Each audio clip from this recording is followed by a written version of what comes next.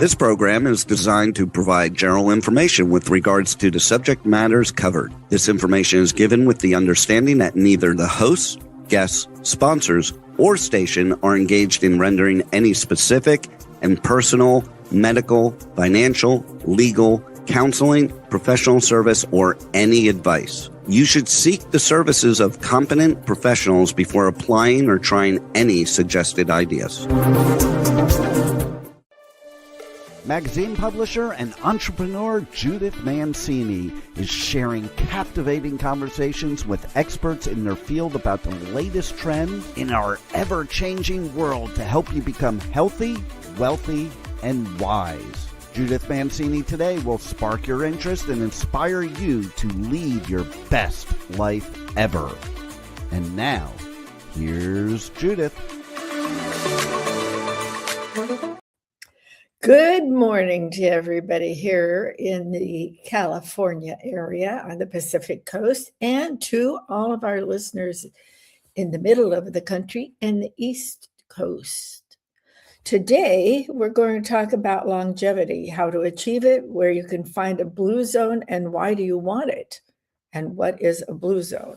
I know I've spoken on this a couple times before, but the reason is it's in the news constantly about these blue zones. And I don't see a lot of people taking advantage of them. There's 5 cities that have been declared blue zone places where people live the longest. And the United States is lucky to have one of them, Loma Linda.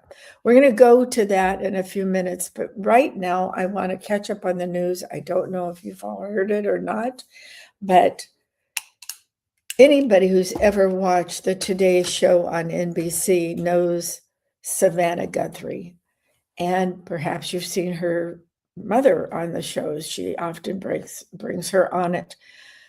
Tragically, a couple of nights ago, Nancy Guthrie disappeared. That's the mother. 84 years old, and she has a heart condition and a couple other things wrong with her. They have not heard from her. They have not actually heard from kidnappers. They've been looking all around. It's been kind of a strange way to be investigating a disappearance. And I'm not criticizing them, but first there's no news. Next, there is news. Apparently there was a ransom letter, if you will, sent to some of the other news outlets. And it's just a crazy thing. We don't know what was in those ransom notes or who sent them. But instead of sending them to Savannah and her family, they sent them to these outlets. This is just absolutely terrifying. They live in this beautiful area in Tucson, Arizona, which is about 60 miles from the Mexico border. Now, nobody is saying that they took her to Mexico. We don't know. We're just saying that's the location. We have no idea who could have taken her. She was dropped off at home after the family got together for dinner on Saturday night, I believe it was. And her other daughter, Annie, I guess, and her husband said they dropped her off about 9:30. I don't know. It keeps changing. Nobody seems to know. The reason they discovered she was missing was because she didn't show up at church on Sunday. And that's when Savannah became very concerned and filed the missing persons report that afternoon, a Sunday afternoon. So they've been looking for her since then. And she does have a pacemaker. If anybody knows anything about a pacemaker, it does run out of juice if you don't have it somewhere connected to what is keeping the battery going and all of that. I don't understand pacemakers. I'm not familiar with them. Nobody I know has one and can explain it to me. But just a few minutes ago on the Harris Faulkner show on Fox, she asked John Roberts, another co-host on that station. He was willing to explain what happens on a pacemaker. He has one himself and went into big detail on that. If you can find a recording of that on the internet and you don't know about pacemakers, like I don't know about pacemakers, perhaps you might want to look at that just for future reference, if for nothing else. So we're sending our thoughts and prayers to Savannah and her family. We're all very worried. We don't understand what went on. It's just a horrible, crazy story. And if I hear anything else during the show, I will get it to you right away. I just can't even imagine some crazy person going into the house where there was a camera in the doorway and ripping out that camera and going in and taking an 84-year-old woman out of her bed and taking her away, or whatever they did with her. There was a small trace of blood going out the front door. And that's about all they have. They've had dogs out there. It's been kind of a crazy, mixed up investigation. One day they're in the house and one day they're out of the house. One day they think everything's okay, then they don't. It's horrible. It's all over the news everywhere else. And I only say this and tell you, I mean, there's so many horrible things that go on with people being kidnapped and murdered and everything else, and all the problems in Minnesota, Minneapolis, that this is on the news like this too, because so many people watch that show and know Savannah and love her and now love her family. And this is just horrendous, horrendous. Even President Trump wrote a note to her, and he's authorized the use of anybody to go out and search for her, meaning some of our military people that are on base and have the time and the wherewithal to be able to help with the investigation. So that's how I wanted to start today. And the next thing I want to talk about on the news before I get into longevity and all, I have been watching some of the hearings going on about the government positions and all, and I am appalled with some of these committees. I don't hear anything so upsetting, screaming and yelling at somebody who's testifying willingly and coming into the committees to be heard. I've never heard people speak to members of Congress or members of the cabinet. It's horrendous. There is no decorum anymore. Maxine Waters and some of her cronies are just yelling and screaming and using what some people would call profanity, going on and on. And I have to say, I hear this from the Democrats all the time now when they're giving press conferences or walking down the halls of our government. And it's inexcusable. It's inexcusable. These aren't little kids. These are adults who have been in office. And you could at least be polite. Okay, you don't like what the Republicans did, and the Republicans don't like what the Democrats did, but they don't have to call each other horrible names and accuse them of, like ICE, accuse them of being Nazis. And this has got to stop. It's tearing our country apart. Now, don't get mad at me because I think we need ICE. We need ICE just because Nancy was kidnapped. We have bad, evil people in the country. Now, I'm not saying specifically I know who took her. I don't know. I hope to God it wasn't a family member. Who knows? We don't know.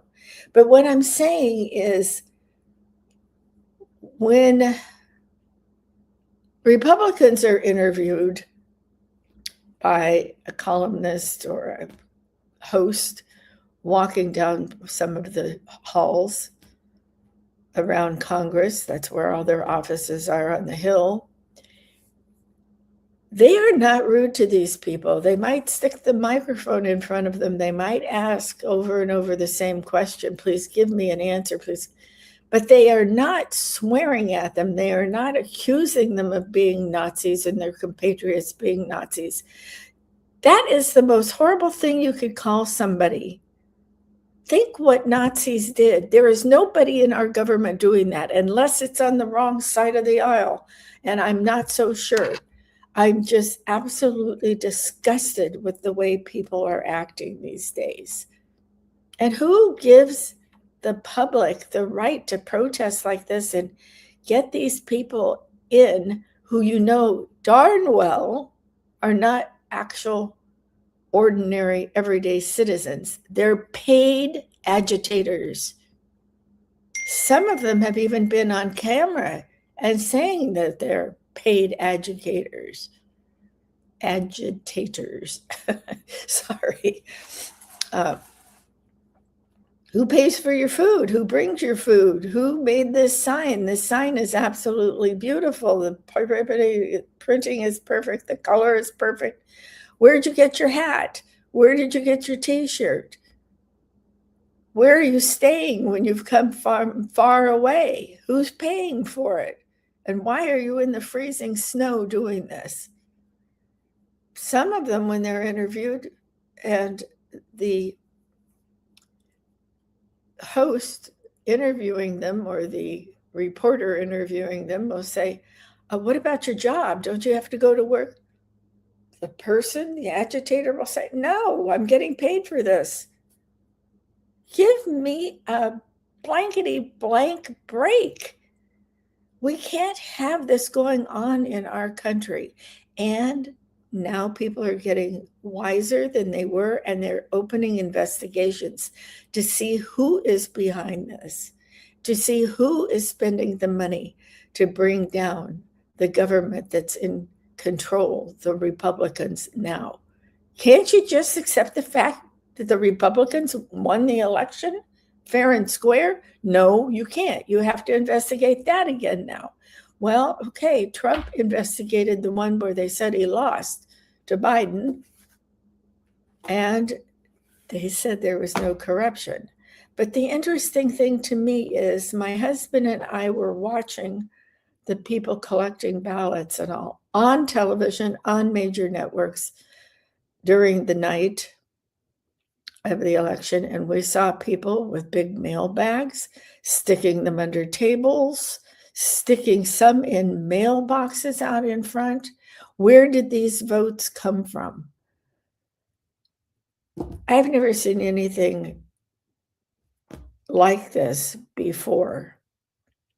If we don't clean up our country, somebody is going to attack us and come over here and take what they think is theirs. And it's not the United States of America. We are a free, independent country, and we're going to stay that way. And when we are looking at places like Greenland to help protect our country and our allies, I don't want to hear it from the Democrats that we're stealing property. First of all, I think you heard some of the people at the Grammys, which I'll get to in a minute, saying things that you're not an alien, you're not an illegal alien if you're living on stolen land. Anytime countries are expanding throughout history, they have claimed to be the victor and taken over the countries. Excuse me. It goes back to biblical times and before. Nobody was complaining about it in the early days as we were marching across the United States. I suppose some people were, but we were expanding to give everybody a better life.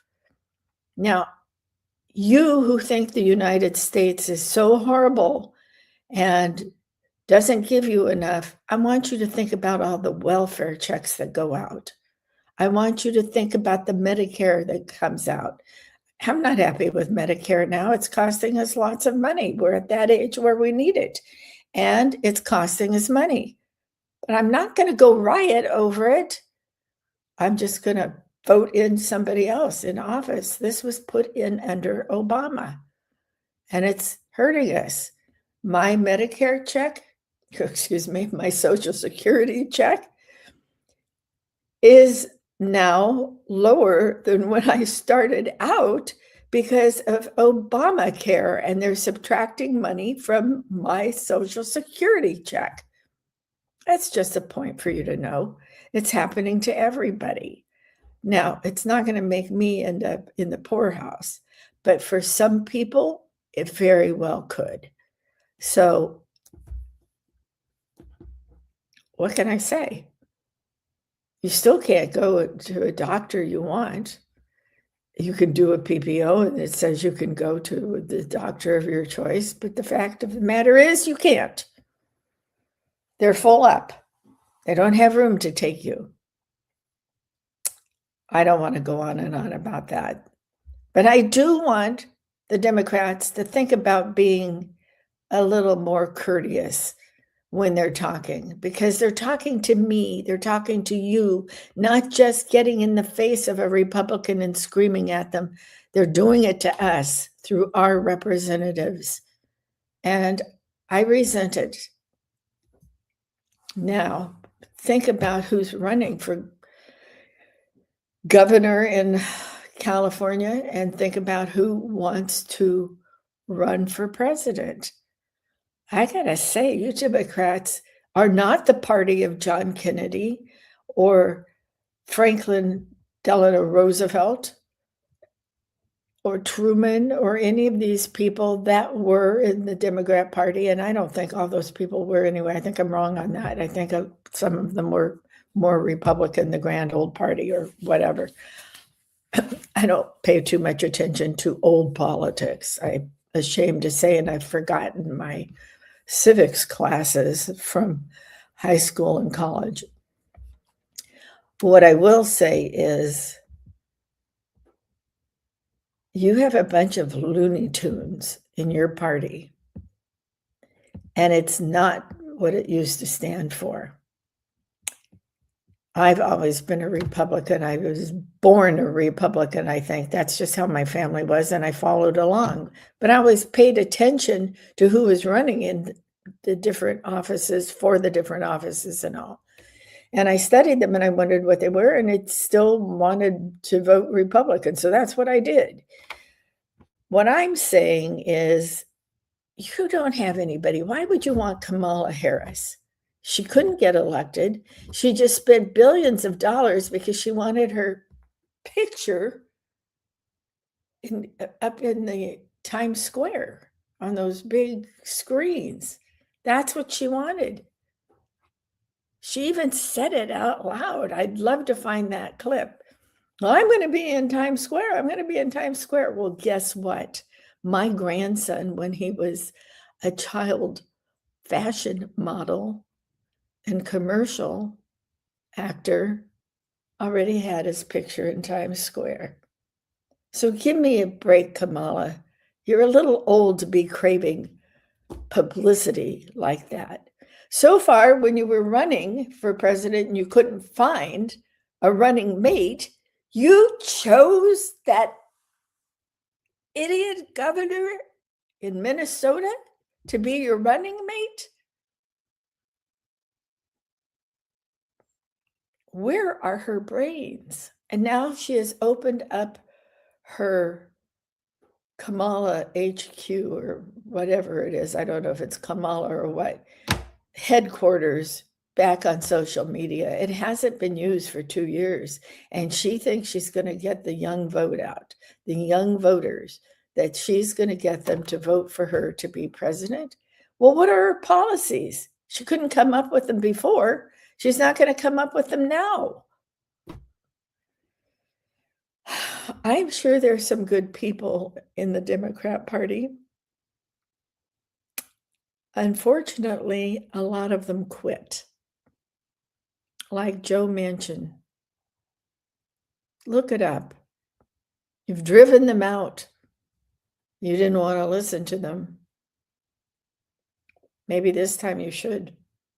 Oh, no, I forgot. I'm supposed to be pleading for our party. Okay, so that is what I have to say about that. Now, the other thing I wanted to talk to you about is something that I want to go into in much more detail next week. NADS, and stem cells and things like that. I want to devote a lot of time to it because people are becoming ill.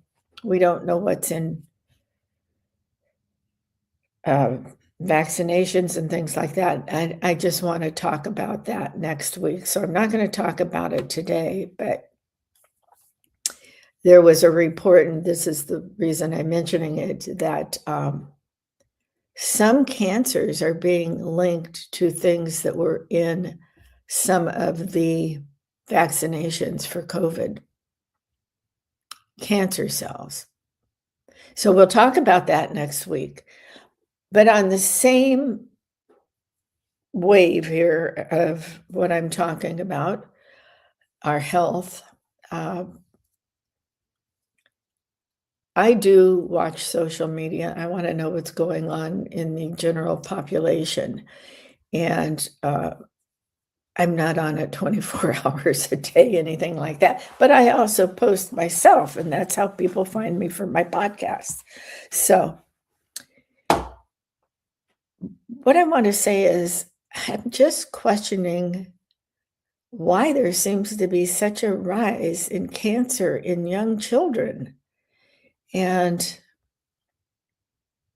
one little girl I was following, actually, I followed a couple of them, and they just couldn't cure them in any manner.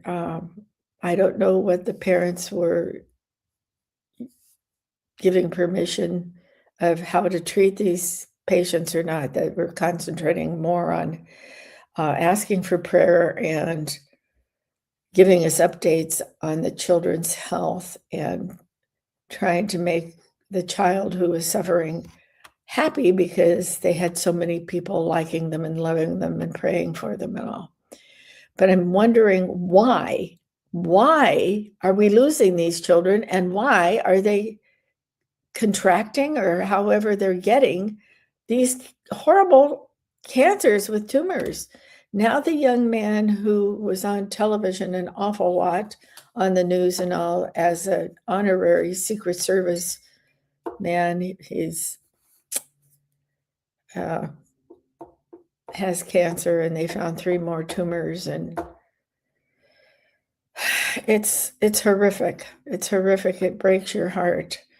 I want to know what's going on. So RFK Jr., do me a favor and start studying that if you haven't. I know you're studying vaccines, but I want to know why there have been so many children brought down with this horrible thing, the big C. Maybe it just seems like more because it's on social media and in the newspapers and television and all. I don't know. I want an answer. And we'll discuss that next week also. So today, excuse me, for my information, I know I've spoken on this before, but everybody is interested in longevity. And a lot of people are talking about blue zones. Well, I spoke to you about blue zones once before, and it's up to you if you want to partake of this phenomenon. But what is the reason you want to live to be over 100 years? Think about that while I'm telling you about the movement. Now, there's 5 different places, excuse me, 5 different places in the world where people consistently live longer and healthier lives. And the places are in Okinawa, which is in Japan, Sardinia in Italy, Icaria in Greece, Nicoya Peninsula in Costa Rica, and Loma Linda, California. The reason I thought this again to do another show is because I was scrolling through about longevity and it popped up about the blue zones. And the next thing I knew, I'm living in one, or a place that's aspiring to be named a blue zone. I had no idea. So far, I haven't figured out why they're doing it. Now, I believe in blue zones, but first I want to ask you, why do you want to live to be over 100? It's kind of funny coming from me because I had two grandmas who lived to be over 100. So I don't think too much about it. I just think in our family, we live longer. But it has nothing to do with genes. So I should clean up my act and live more like I'm in a blue zone. But here is what happens in these different places that I just mentioned. I don't know. I thought I had a note on Loma Linda here I wanted to tell you about. Here we go. It has some of the things. I don't think I've ever even been in Loma Linda, but it's here in Southern California and not far from us. Loma Linda is a place that was designated quite a while ago as one of the blue zones when the two gentlemen that went out and looked at these different areas in the world where the people lived the longest, and they found Loma Linda. And one of the things is about Loma Linda, that means beautiful grounds, Loma being the earth where you're living, the pastures, the forests, the things, Loma Linda. Correct me if I'm wrong, Juan. I think that's what it means. Linda, obviously, we all know that means beautiful or pretty. Where it is, I don't know. I want to look it up on a map. I think it's fairly close to where we live now because we live in the Coachella Valley and we live close to some of the places that have been noted are close to Loma Linda, like Banning and places like that. So I'm going to get in my car, take my husband with me, and we're going to go drive to Loma Linda at some point. A day trip. I want to see what it's like. So in it, these people, these gentlemen who founded the premise of blue zones and living long past 100, they found that in Loma Linda, it's a faith-based lifestyle. It's a vegetarian diet. It's a community of Seventh-day Adventists. That is a religious sect, like I would liken it to Mormons and different sects like that, SECTS. All right. The habits, they have no smoking, no alcohol, and on their Sabbath, which I'm assuming is Sunday, they have no work. They have only rest and they're very quiet. Much like Charlie Kirk, he told his wife and his employees, the people he worked with at Turning Point USA, that Sunday is the Sabbath and he's going to be praying, concentrating on that and worshiping God. And it's a day of rest to spend with your family and your friends quietly. Their diet consists, well, they're vegetarian. So what it consists of are vegetables, nuts, and legumes. Legumes like beans and peas and things like that. Why it works? It's because it has a purpose and it's built in rest. They only work those 6 days of the week. And that's their purpose in life, being with the other people and moderation. Okay, so I might take my video camera, if they allow me, take some pictures of Loma Linda when I get there. Now, if I was really a good reporter, I'd go to Costa Rica right now and check it out and see exactly what it is like. So what I want to talk about today is a couple of the other reasons why blue zones have been designated this and what's happening in the Coachella Valley, which is where we live. We live in Cathedral City. We live next door to Palm Springs, Palm Desert, all of those places where the Canadians love to come and be the tourist for the winter season because it's so cold in Canada.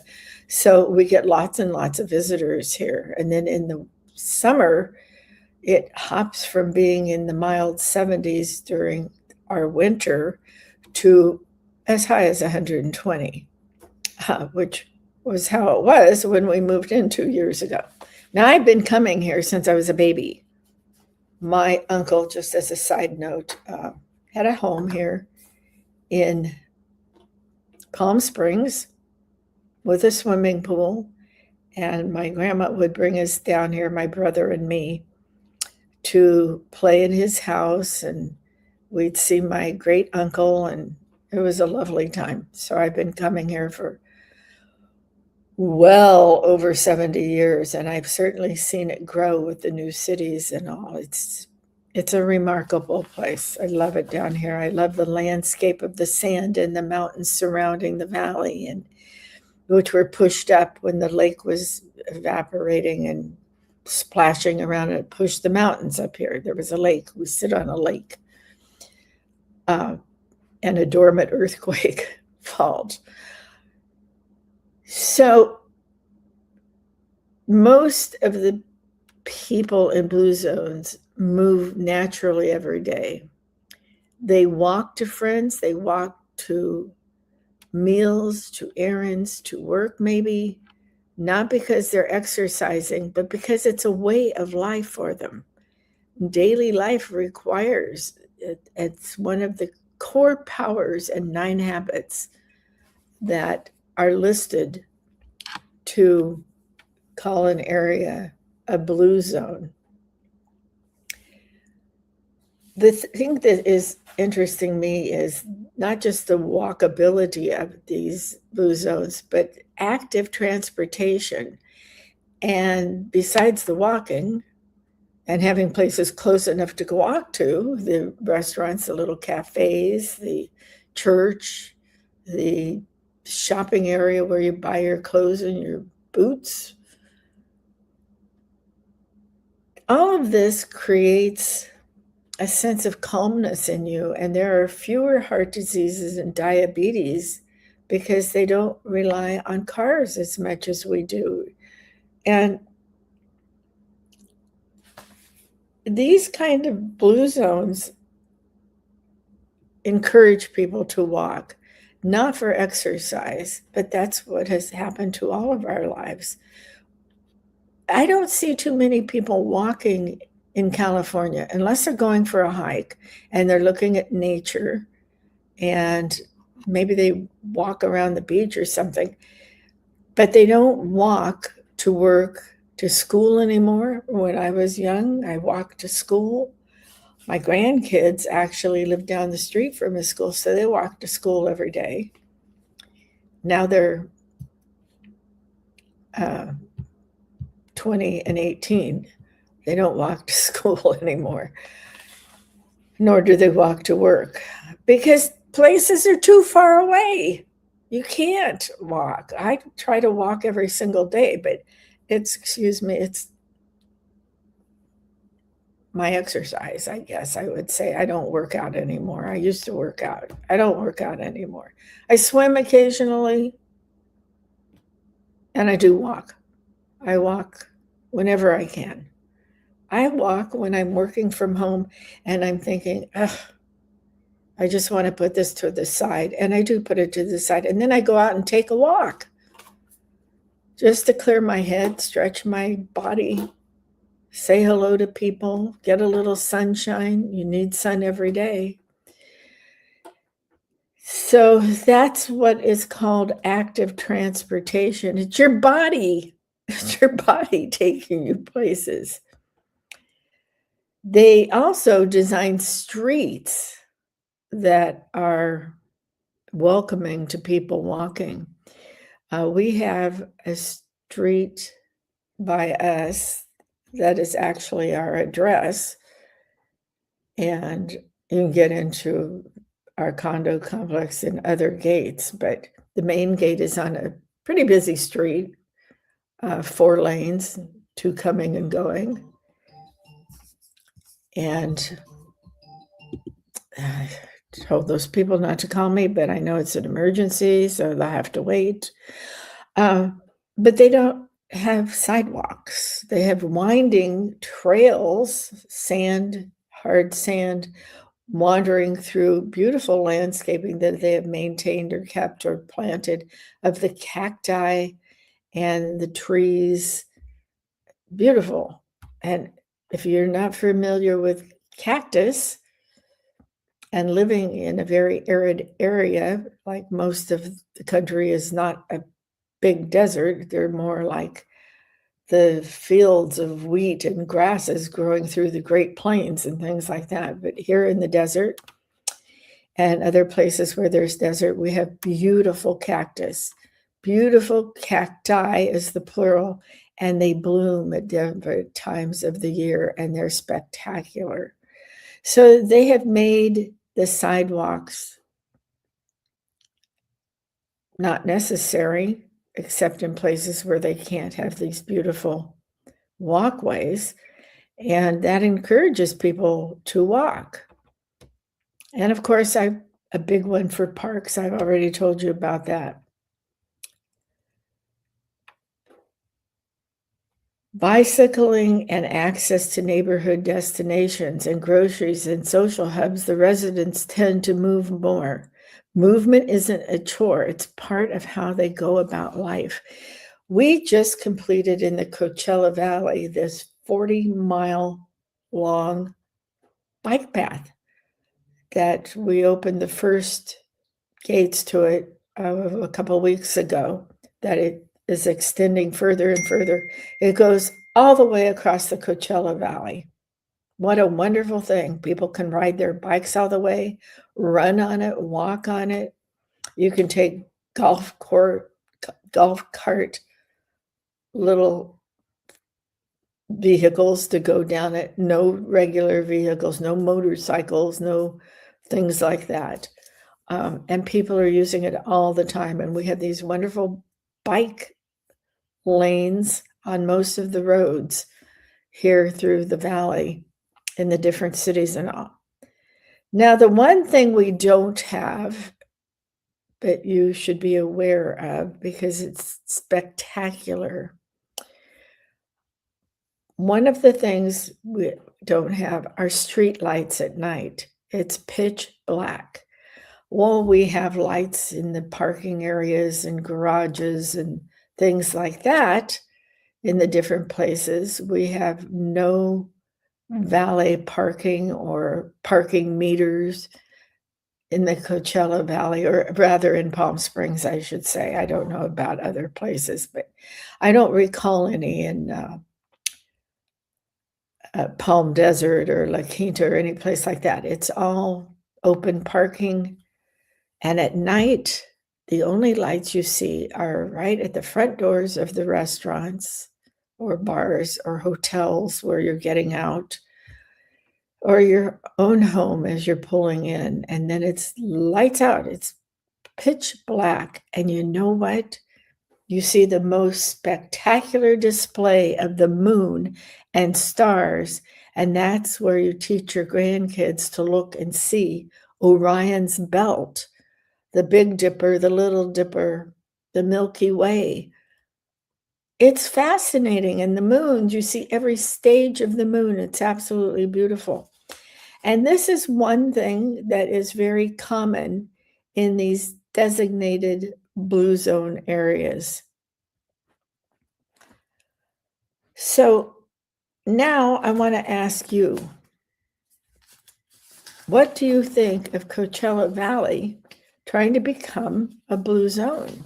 They've actually initiated this, and Palm Springs is one of the cities, and a couple other cities down here that you haven't heard of. Cathedral City is one where we live.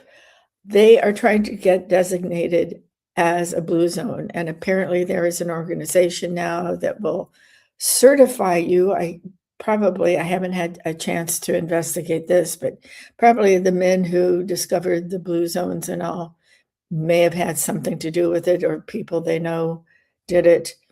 So you have to apply to do it, and Coachella Valley actually did it. And the restaurants were the first to want to join it.